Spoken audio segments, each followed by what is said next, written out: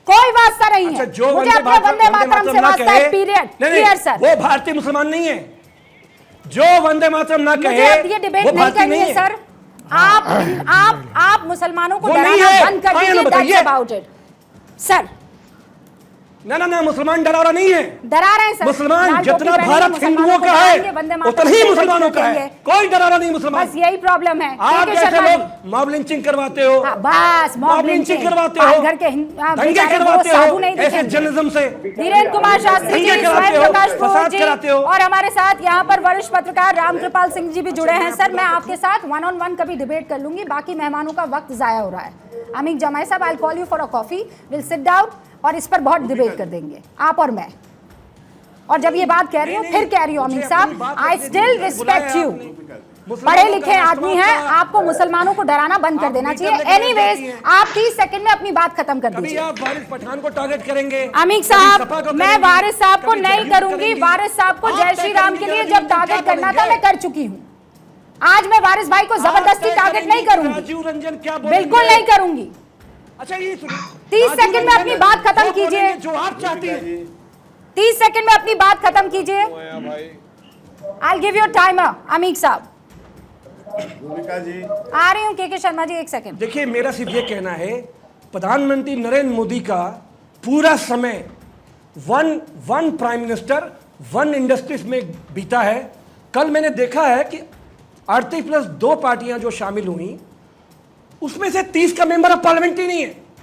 प्रधानमंत्री बहुत उदास लग रहे थे, बहुत निराश लग रहे थे। आप सोचिए कि सीबीआई ईडी ना होता, उनके बगल में कोई खड़ा तक नहीं होता। तो प्रधानमंत्री जी ने पूरे देश को निजीकरण के रास्ते, आरक्षण पे हमला किया। उन्होंने दलितों पिछड़ों की जिंदगी बर्बाद कर दी। ओके। उन्होंने मुसलमानों की जो 30 सेकंड ओवर है थी, अमीक साहब, पूरी दुनिया में आवाज उठी उनके ऊपर। और आपके और मेरी दुनिया में डिबेट कोई हुई, भी आप काहे इतना पसीने देश है पसीने तो भारत के मुसलमानों के लिए। वाटर। ये बीजेपी आरएसएस हम ने लोग भारत को दिया। आपस में डिबेट कर सकते हैं, लेकिन हमारी दोस्ती, एक दूसरे के लिए इज्जत हमेशा रहेगी। ओके, हाँ, मैं पानी पिलाने के लिए आया हूँ। नहीं, आप पानी पीजिए। मैं पेश कर दूं पानी? आप जो है, आप इस वक्त जो पसीना पसीना हो रहे हैं, और as a friend I am telling you sir, ठीक है? के शर्मा जी, वारिस साहब बस आ रही। हम तो किसान मजदूर लोग हैं, पसीने में मैडम। ओके अमीक साहब, के शर्मा जी। परिवार से आए मैडम। रूबिका जी, बस मैं इतना ही कहना चाहता हूं कि विपक्षी गठबंधन का चरित्र अभी आपके टीवी चैनल में सामने दिखा, और ये कांग्रेस पार्टी और जेडीयू की बोलती बंद है इस पर। अरे वंदे मातरम से नफरत, ये आपका चरित्र है, ये विपक्षी गठबंधन का चरित्र है। आपने अभी आपके करोड़ों दर्शक आपके टीवी चैनल पे देख रहे हैं कि किस तरह से विरोध है। और अमीक जमाई, तुम्हें मैं तुम्हारी हैसियत दिखाता हूँ। 545 सांसदों में 3 सांसद हैं। आप 0 सांसद की बात कर रहे हैं। आरजेडी के 0 सांसद हैं। 18 राज्यों में कांग्रेस के 0 सांसद हैं। क्या बात कर रहे हो? आपके तो राजनीतिक अर्थी उठाने के लिए 4 सांसद भी नहीं, और भी एक राज्य की पार्टी। राजीव रंजन जी कुछ कहना चाह रहे हैं? 4 सांसद भी नहीं मिले कि आपको राज्य की दो अमीक साहब, 1 सेकंड। राजीव रंजन जी कुछ कहना चाह रहे हैं, लेकिन उससे पहले, क्योंकि आप तीनों ने अपनी बात कह दी, स्वयं प्रकाश जी और भी इंतजार कर रहे हैं, वारिस भाई भी, सापरा साहब भी, सब इत्मीनान से, और मुन्ना जी भी इंतजार कर रहे हैं। 1 सेकंड उन सबका मैं ओपनिंग रिमार्क ले लूं। स्वयं प्रकाश जी, माफी चाहती हूँ, it was a heated debate, भावुक हो गई और भूल गई कि मेरे बाकी मेहमान भी है। सापरा जी, I'm sorry। नहीं, कोई बात नहीं है। आपने आज का जो समय है, करीब 20 मिनट, तो आपने जो परिवारवाद की जो बात करते हैं प्रधानमंत्री जी, हाँ। उन परिवारवाद के दत्तक पुत्र रामविलास पासवान जी के पुत्र सुपुत्र उनको दे दिया, क्योंकि वो परिवारवाद में नहीं आते हैं। क्योंकि वो परिवारवाद की बात हम लोग करते हैं कि जिस परिवारवाद की बात प्रधानमंत्री जी लाल किले से बोलते हैं, मगर वो अगर भारतीय जनता पार्टी में आ जाते हैं तो वो परिवारवाद नहीं रहता है। रामविलास पासवान के सुपुत्र, देखिए, रामविलास पासवान के लिए लालू जी बहुत अच्छी बात बोलते थे, स्वर्गीय लाल जी के लिए, कि वो मौसम वैज्ञानिक है। उनको पता चल जाता था कि कब किसकी सरकार बननी है, वो उसी समय चले जाते थे। अभी ये ढुलमुल है, इनके जो सुपुत्र है वो अभी ढुलमुल है। रही बात करप्शन का मुद्दा उठाते हैं कि भाई विपक्षी पार्टियां चोर है, तो विपक्षी पार्टी के जितने चोर है उनको तो आप भारतीय जनता, उनकी चोरों की सजा कहाँ होती है रूबिका जी? चोरों की जगह होती है जेल के अंदर में। आप चोर को पकड़िए, हमारे यहाँ थाने में कोई चोर पकड़ा जाता है ना, उनको पीट करके जेल में डाल दिया जाता है, कानून अपना काम करता है। आप चार्जशीट फाइल नहीं करते हैं, आप गिरफ्तार नहीं करते उनको, आप उनके ऊपर FIR की हुई है, उनके साथ में गृह मंत्री और प्रधानमंत्री बैठ के डिनर करते हैं। ये दुर्भाग्य है इस देश का। धीरेन्द्र कुमार मुन्ना जी, परिवारवाद पर चोट करते हैं, लेकिन आपके जो अध्यक्ष हैं वो भी तो चिराग ही हैं, रामविलास पासवान जी के, इसीलिए वो अध्यक्ष बन पाए हैं। इससे बीजेपी को एलर्जी नहीं होती है। तो लाइए किसी पिछड़े को आगे से निकाल के। हाँ, स्वयं प्रकाश जी, आप ही का सवाल। धन्यवाद। जी, हमारी पार्टी के अध्यक्ष आज बिहार में कौन है ये पता करने की चीज है, कोई परिवारवादी नहीं है। रामविलास पासवान जी निश्चित तौर पर मौसम वैज्ञानिक कह रहे हैं, लेकिन 2014 में जब पार्टी को एनडीए में जाना था तब यह फैसला हमारे अभी वर्तमान राष्ट्रीय अध्यक्ष चिराग पासवान जी का फैसला है। और बाकी ये जो नाम बना के बंगाल के रास्ते से इंडिया नाम देकर आ रहे हैं ना, ये ईस्ट इंडिया कंपनी बना के लोग, ये नया ईस्ट इंडिया कंपनी बनाए हैं और महागठबंधन के लोग। अब ये चेहरा अपना जो भी कुछ बना ले, लेकिन इनका चरित्र और चाल पूरा देशवासी देखा है, पहले भी जान रहे थे, आज भी लोग जान रहे हैं। और बैलेट के माध्यम से कुछ लोग तो चले जाएंगे जमीन के किनारे, जमींदोज होंगे इस तरह के घोटाले की राजनीति का, और बाकी लोग जेल के मुहाने के बाद खड़े हैं जो तिहाड़ में तिहाड़ी करते नजर आएंगे। ये समय आने वाला है। ओके, लेकिन धीरेन्द्र जी, राजीव जी आपसे कुछ सवाल पूछना चाहेंगे, और क्यों नहीं पूछेंगे। परिवारवाद पर चोट जो है वो के शर्मा जी आप बाकियों पर ही करते रहेंगे, लेकिन आप पर जब आएगा तो आप चुप हो जाएंगे। सबसे पहली बात तो ये है रूबिका जी, अभी भारतीय जनता पार्टी की एक बात कि परिवारवादी पार्टी भारतीय जनता पार्टी तो नहीं है ना। नहीं के शर्मा जी एक सेकंड, परिवारवादी पार्टी तो आपको एलर्जी होनी चाहिए, और जो वंशवादी परिवारवाद में तो सबको एलर्जी होनी चाहिए, सब चीज से एलर्जी होनी चाहिए। बताइए ना मुझे। एलर्जी रूबिका जी हमें थोड़ी ना होनी चाहिए, देश की जनता को है। देश की जनता के कारण आप देख रहे हो ना, शिवसेना दो टुकड़े क्यों हुई, ये शिवसेना दो टुकड़े क्यों हुई, समझ नहीं आ रहा है, ये सपा दो टुकड़े क्यों हो गई। रुक जाइए सर, परिवार बड़ा हो गया है यहाँ डिबेट में, रुक जाइए। ओके सापरा जी। जी बिल्कुल, ये डिबेट में भी बड़ा परिवार हो गया है। मुझे जवाब देने का अवसर नहीं दे रही है। राजीव जी बस एक सेकंड आ सर। चाहता हूं कि भारतीय जनता पार्टी और आदरणीय प्रधानमंत्री के दोहरे मापदंड और उनका पाखंड जो है ये सारी दुनिया देख चुकी है। वही तमाम सारे भाषण वो हर बार करते हैं। हिमाचल में भी वही भाषण किया, हिमाचल हार गए। कर्नाटका में भी वही वंशवाद, जातिवाद, ये तमाम सारी बातें उन्होंने की। कर्नाटका में तो भगवान हनुमान का उन्होंने मदद लेनी चाहिए, तो वो भी मदद नहीं मिली। अब ठीक है, चिराग उनके हनुमान है। अगर एनडीए को रोशन करने के लिए अगर चिराग की जरूरत पड़ रही है तो फिर वो ठीक है, एनडीए की कुछ किस्मत है। और दूसरी बात, जातिवाद की जब बात करते हैं तो ये बताते हैं कि ओम प्रकाश राजभर और निषाद पार्टी के संजय निषाद ये किस तरह की राजनीति, जातिवाद की राजनीति नहीं करते। धीरेन्द्र जी बीच में नहीं ना, आप लोग सब स्काइप से जुड़े हैं, नहीं समझ में आ पाएगा। यानी ये करे तो चमत्कार। सर आप ये कह रहे हैं कि आप लोग की सोशल इंजीनियरिंग तो काम आ जाए और ये राजनीति में वो सोशल इंजीनियरिंग भी ना करे। हमारे साथ रामकृपाल जी भी है। रामकृपाल जी, इंडिया तैयार है और इंडिया ने कह दिया है इस बार एनडीए को हराएंगे, टीम इंडिया जीतेगी, पीरियड। ये अच्छी बात है।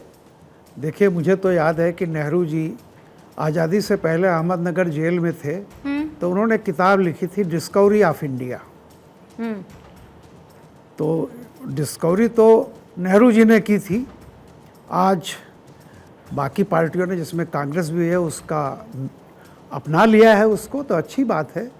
लेकिन रूबिका जी, मेरा अपना अनुभव, मैं केवल एक बात बताता हूँ, बहुत पुरानी बात तो मैं नहीं जाऊँगा, समय कम होगा। 1988 में इसी बेंगलुरु में मैं उसका गवाह था, मैं खुद भी वहाँ था। जनता दल का गठन हुआ था, सारी पार्टियां मिलकर जनता दल बनी थी, केवल बीजेपी बाहर थी। उस समय जनता दल बना था कांग्रेस के खिलाफ चुनाव लड़ने के लिए, और बीजेपी का एक बाहर से समर्थन बाद में रहा। वो जनता दल 88 के बाद आते आते 10 साल में 7 जनता दल बन गए। आज की तारीख में 7 जनता दल हैं। और आप जानती हैं, उसके बाद राजीव गांधी को अपदस्थ कर दिया, लेकिन 4 प्रधानमंत्री, पहले विश्वनाथ प्रताप बने 11 महीने, दूसरे बने आई.के. गुजराल, देवगौड़ा 11 महीने, तीसरे बने आई.के. गुजराल 11 महीने, चंद्रशेखर जी 7 महीना। तो देखिए, ये जनता को अच्छी तरह से पता है कि ये जो है 11 महीने 7 महीने, कोई अल्टरनेट लाने के लिए किसी एक छतरी को 150 सीट पर खड़ा होना होगा।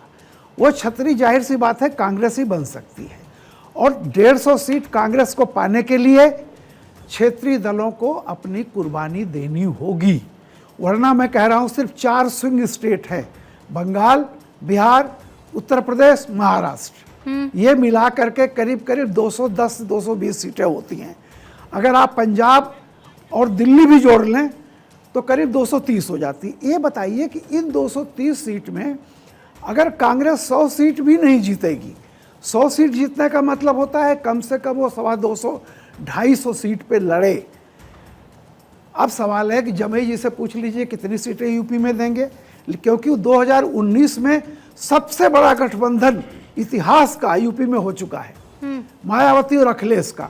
उससे बड़ा कोई गठबंधन नहीं होगा। स्टालिन के लखनऊ जाने से ना अखिलेश को वोट बढ़ेगा, ना अखिलेश का चेन्नई जाने से स्टालिन का वोट बढ़ेगा। कोई मतलब उसका नहीं है। ठीक है। तो मैं ये कहता हूं कि सीधी सीधी मेन सवाल तो तब आएगा, आप इंडिया रख लीजिए, कोई ब्रह्मांड रख लीजिए, उससे फर्क नहीं। लड़ेगा जमीन पर तो कमल और पंजा, लड़ेगा जमीन पर तो जो है ये साइकिल लड़ेगी, नहीं पर ये बात हाथी लड़ेगा। हाँ, तो ये बातें इनको भी समझ में आ रही होगी ना, कहीं तो किसी तरह का रोड मैप तैयार हो ही रहा होगा और इसीलिए कह रहे हैं कि थोड़ा सोच समझ के हम कदम आगे रख रहे हैं। एक लाइन और कह दूं। हाँ सर, मेरे पास चूंकि रामकृपाल जी वक्त की कमी है, मैं माफी चाहती हूँ। मैं देश ये जानना चाहता है कि कैसे आप आ रहे हैं, किस लिए आ रहे हैं। ओके वारिस भाई, उससे पहले कि मैं यहाँ पर ब्रेक लूं, एक बहुत सिंपल सा सवाल है। आप तीसरे अंपायर इस वक्त यहाँ पर नजर आ रहे हैं भाई, एक तरफ है के शर्मा जी, दूसरी तरफ है सप्रा जी और उसके बाद दोनों के साथ वो टीम भी है।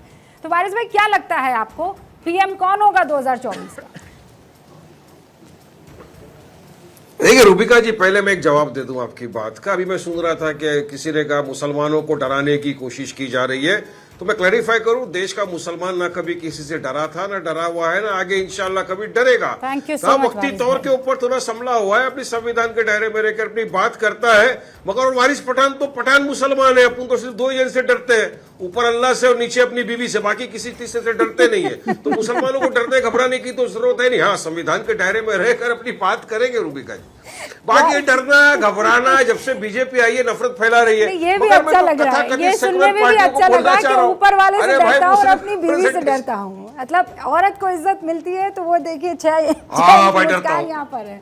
ठीक है वारिस भाई, बहुत बहुत शुक्रिया। पठान आदमी दो ही जन से डरता है रूबिका जी, वापस ऊपर अल्लाह से नीचे बीवी से। जिस तरह से रामकृपाल जी ने कहा, मैं इतना ही कहना चाहूंगा कि सीट डिस्ट्रीब्यूशन के लिए ही ये चरणबद्ध जो कार्यक्रम है ये इंडिया ने तैयार किया। ओके, और वो सीट डिस्ट्रीब्यूशन जल्द होगा। के शर्मा जी 10 सेकंड सर। एक तरफ मोदी जी होंगे और दूसरी तरफ मुद्दे होंगे। 10 सेकंड शर्मा जी। देखिए, मैं बहुत पहले कह